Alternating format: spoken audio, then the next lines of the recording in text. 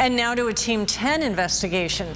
With a dream of having an ADU becoming a nightmare for more than 100 San Diegans, Team 10 has uncovered court records showing they lost more than $15 million.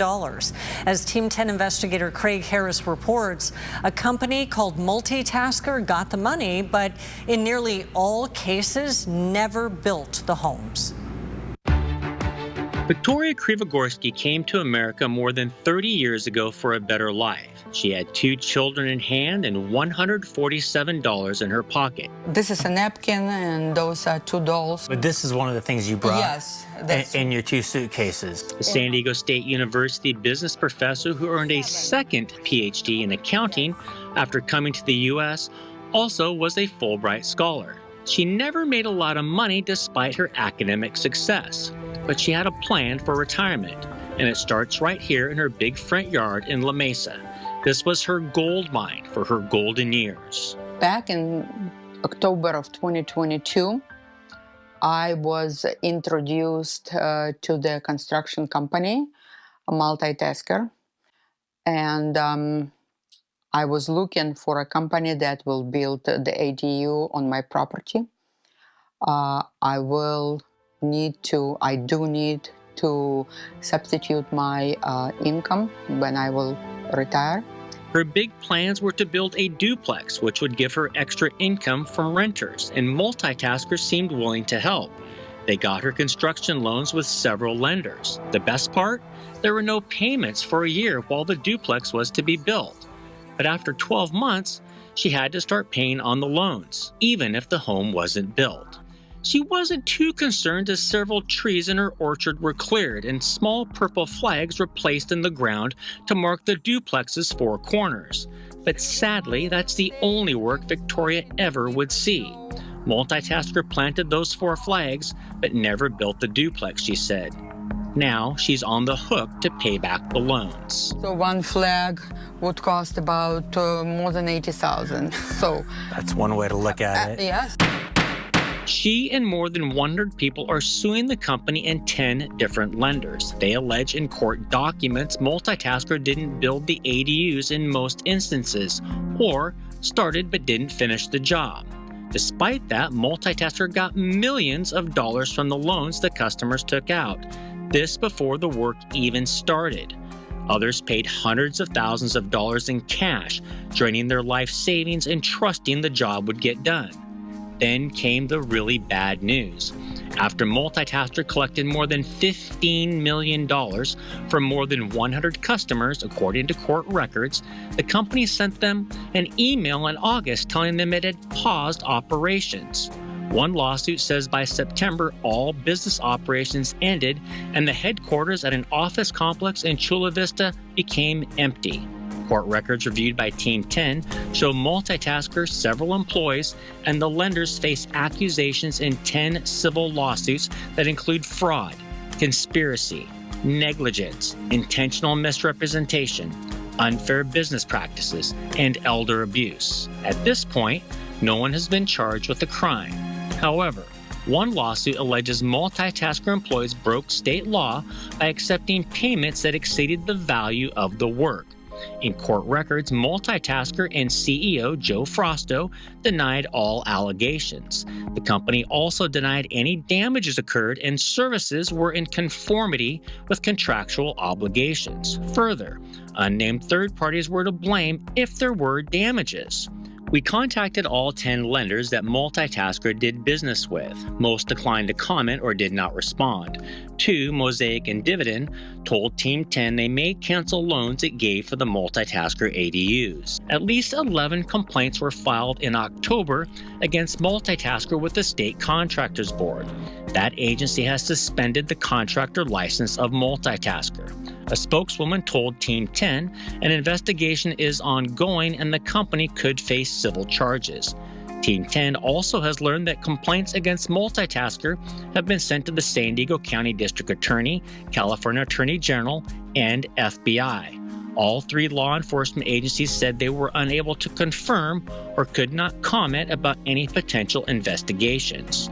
However, the Attorney General's office encouraged individuals to file a complaint with the agency, and the FBI told Team 10 it was aware of allegations against Multitaskr. James Diefenbach represents Victoria and most of the 100-plus plaintiffs.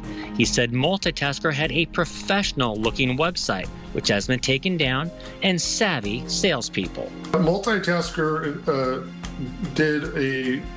really put on a great presentation. They had all kinds of charts and graphics about how much money you could generate and balancing that out against the loan, and made it seem like this was a good investment. Coming up, see what happens when we track down Joe Frosto, the founder of Multitaskr.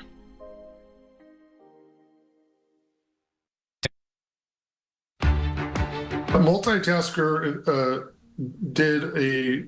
really put on a great presentation. They had all kinds of charts and graphics about how much money you could generate and balancing that out against the loan, and made it seem like this was a good investment. They looked the part. They had a large office. They had a number of employees. State records show Multitaskr was founded in 2020 in Chula Vista. That same year, the legislature passed a law encouraging the building of ADUs, or tiny homes. Frosto, who also goes by Jose, is the CEO of Multitaskr. According to public records, this is not the first time Frosto has been in trouble.